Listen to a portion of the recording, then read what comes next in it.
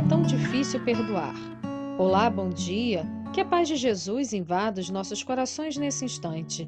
Sou Melissa dos Santos e começa agora mais um podcast Café com Espiritismo. Estamos refletindo juntos nas lições do livro Sinal Verde, do Espírito André Luiz, através da psicografia de Chico Xavier.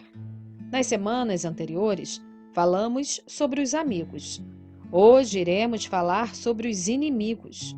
O texto é intitulado Antagonistas, e André Luiz diz assim: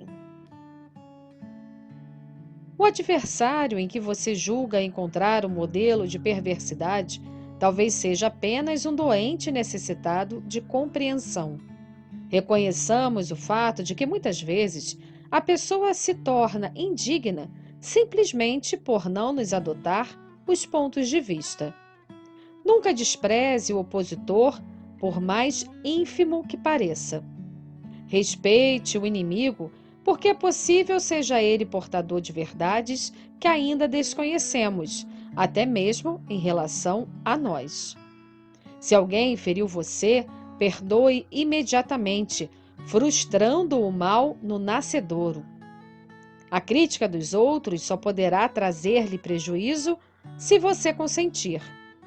A melhor maneira de aprender a desculpar os erros alheios é reconhecer que também somos humanos, capazes de errar talvez ainda mais desastradamente que os outros. O adversário, antes de tudo, deve ser entendido por irmão que se caracteriza por opiniões diferentes das nossas. Deixe os outros viverem a sua própria vida e eles deixarão você viver a existência de sua própria escolha. Vou fazer uma pausa no texto de André Luiz antes de lermos o final, para já refletirmos sobre alguns pontos.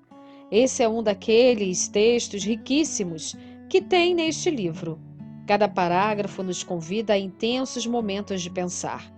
Mas queria aqui ressaltar dois deles, antes de continuarmos para o restante do texto. Queria ler de novo, para que possamos mais uma vez ouvir e refletir.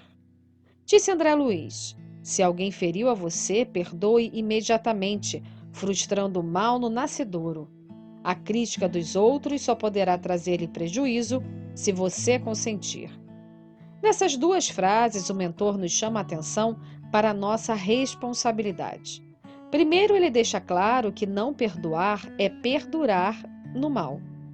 Quando sentimos mágoa, raiva, nós revivemos aquele momento que nos feriu. Nós não deixamos ele passar. É como se carregássemos conosco uma pedra pesada, que quanto mais o tempo passa e mais remoemos, mais essa pedra cresce. Acho que todos nós, em uma instância ou outra, temos dificuldades de perdoar, seja dores pequenas a grandes. Mas reparem que no parágrafo logo em seguida, André Luiz chama a nossa atenção. Nós só seremos prejudicados pelas críticas se assim permitimos. Se o outro nos tacou a pedra grande e pesada, não precisamos ficar carregando. Sabemos que há casos muito complexos, que envolvem às vezes perdas irreparáveis, que configuram crimes. Mas até aí, nas situações mais tristes, ainda temos nós a capacidade de perdoar. O perdão é o processo em que nós entendemos que o outro fez mais mal a si do que a pessoa que ele feriu. É o processo de compreender que todo mal que sofremos, que nos inunda de lágrimas, antes afoga quem os cometeu. Jesus nos ensinou que devemos perdoar 70 vezes 7, ou seja, ao infinito. E disse isso pelo bem, principalmente, de nós mesmos. Não é à toa que André Luiz finaliza o texto dizendo assim: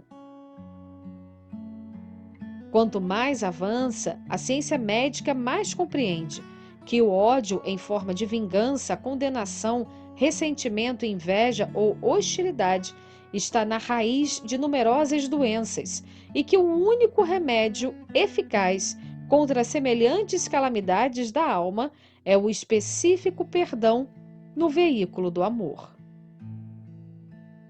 Perdoar não é algo fácil. Talvez seja um dos maiores desafios da vida.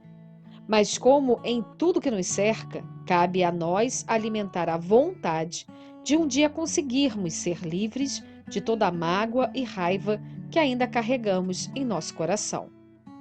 Tem um texto de Emmanuel, no livro O Evangelho por Emmanuel, na qual ele escreve sobre Jesus e o perdão. O benfeitor se inspira no ensinamento do Mestre, que está em Lucas, na qual Jesus diz: Amai vossos inimigos, fazei bem aos que vos têm ódio, e orai pelos que vos perseguem e caluniam.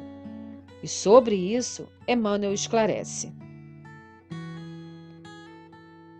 ensinando o amor para com os inimigos, vejamos como procedia Jesus diante daqueles que lhe hostilizavam a causa e lhe feriam o coração. Em circunstância alguma, o vemos a derramar-se, louva-minheiro, encorajando os que mantinham no erro deliberado, mas sim renovando sempre o processo de auxiliar com o esquecimento de toda injúria. Diante da turba que o preferia a Barrabás, o delinquente, confesso, não se entrega ao elogio da multidão, mas guarda dignidade e silêncio, tolerando-lhe a afronta.